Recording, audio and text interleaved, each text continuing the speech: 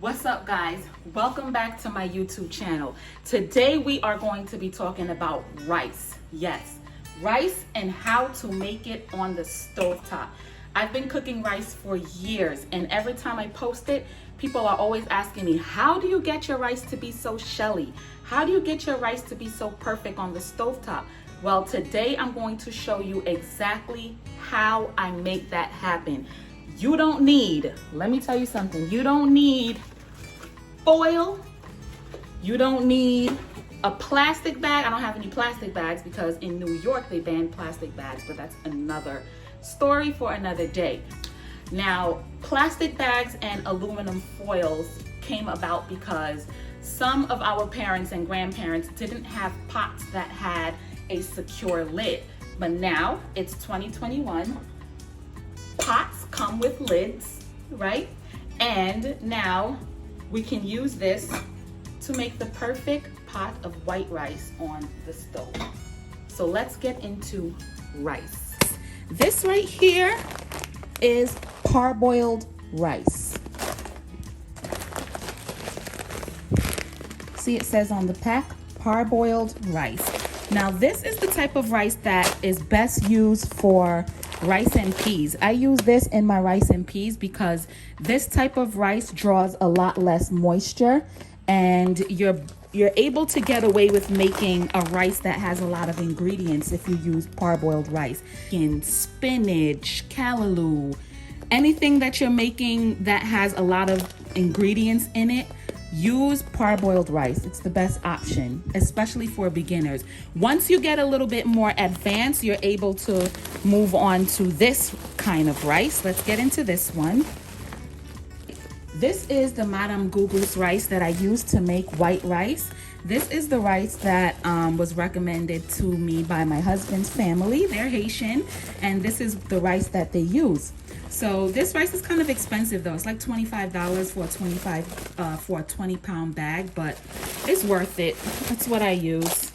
This here is basmati. You can use this to make white rice as well. This will work. And it does have a fragrance to it that a lot of people don't like. So some people don't like to use basmati, but you could also use basmati to make rice and peas. It's just that you have to be super, super careful with the moisture because this draws in a lot of moisture, unlike the parboiled rice. This is the brown rice. This is brown rice. This is true whole grain brown rice. This takes a very long time to cook compared to your traditional white rice.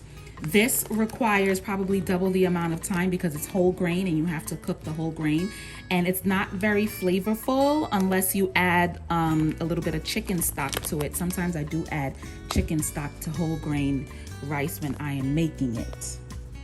So let's get into the type of pot you should be using. This is a classic stock pot from Cuisinart. I got it inside one of those boxes that has like 10 pots in it.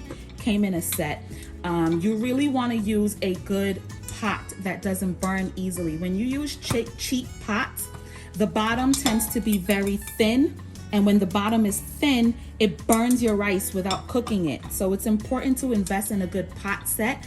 Check out my Amazon storefront. I have a list on there of pots and pans that I recommend that you could use. The link to that is in the description box. So let's get started on making our rice.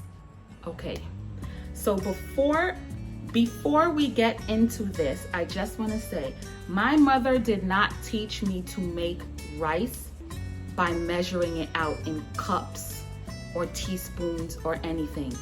I am used to preparing this rice using my judgment, but today for you guys, I'm going to slow it down a bit and we're going to do this together so that you guys can get some semblance of a measurement that you should be using.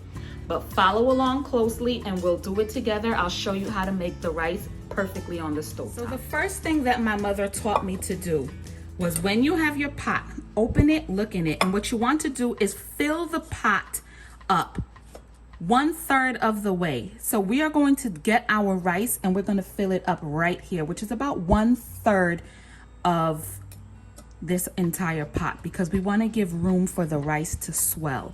So when I get my cup, I'm going to fill it up to here, but don't worry, we're going to measure how much we did it. Okay, so fill your rice up to here.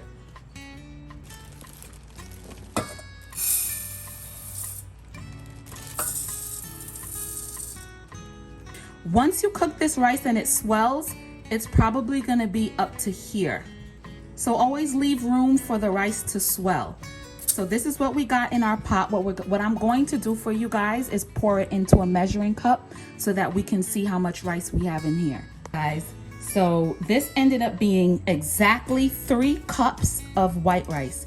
3 cups. The first thing you want to do when you get your rice is wash it. Please wash your rice. I know there's people out there who are not washing their rice. Shame on you. Wash your rice. You don't know where it came from, who done trampled on it, who done stepped on it, and all that business. Make sure you wash your rice before you cook it. We've washed our rice. We need to put it inside the pot. So this is purely an estimate, but I filled up my measuring cup with 3 cups of water. So here's what we're going to do. We're going to put the water here, and we are only going to fill it up till about maybe an inch above the rice. Let me tell you a little trick that I learned. If you put your finger in there, the rice should come till about, the water should come till about right here. If it comes right about here, then you're good. And this ended up being 2 cups of water, and this is what we're going to start with. Now I'm going to put some salt and some butter in it. All right. And now I'm just going to put some butter in there. I don't know how much butter this is. I just scraped it up with the fork. That's it. Going to put our lid on. See, no foil, no plastic bag. Okay, so I put my flame on number 3. Between 2 and 3, but closer to 3. That's how your flame should look. You don't want to put your fire on too high. If your fire is on too high, you'll burn the rice and dry out all the water. So we're going to leave that here until the water dries out, but keep a close eye on that. Okay, so it's been about 10 minutes. And now look, you see all of our water has evaporated. What we're going to do is add a little bit more water now. I am going to use a fork just to see what it looks like. And depending on how much moisture is in here, that determines how much water I'm going to add. But you definitely need to add a little bit more water just to get this rice to finish cooking. We got our cup of water.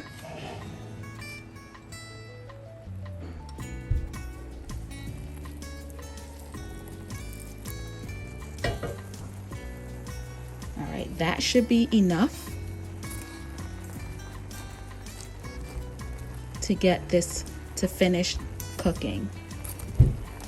So all I'm doing is stirring it around so that all of the rice is equally cooked. You don't want to have the bottom cooked and the top not cooked. So you do have to stir it around. Now I'm going to cover it and let it cook. So we have half a cup left in here. So I put half a cup of water in there. Now we're going to close the lid and let it finish cooking. It's been another 10 minutes and look at our rice now. Ta-da!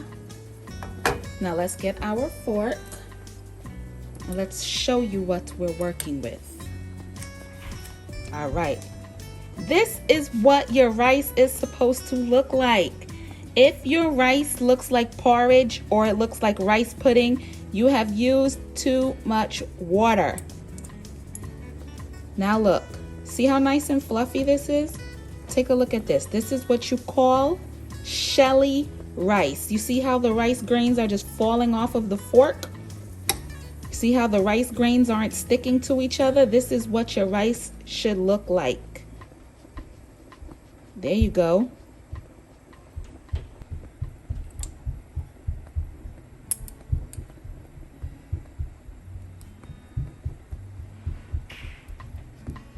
So I hope this video was helpful for you. What you want to do is save this video so that you can come back to it and refer to it the next time you're ready to make your own pot of rice on the stovetop. So right, you don't need a rice cooker, you don't need aluminum foil or a plastic bag in order to make the perfect rice. All right. I also want to point out that there are several different ways to make rice on the stovetop.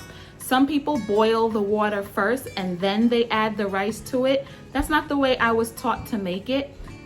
There is more than one way to do something. There's never only one correct way to do anything. So whatever you're comfortable doing, do it. If this video helped you a lot, go ahead and hit on that like button and make sure you subscribe to my channel.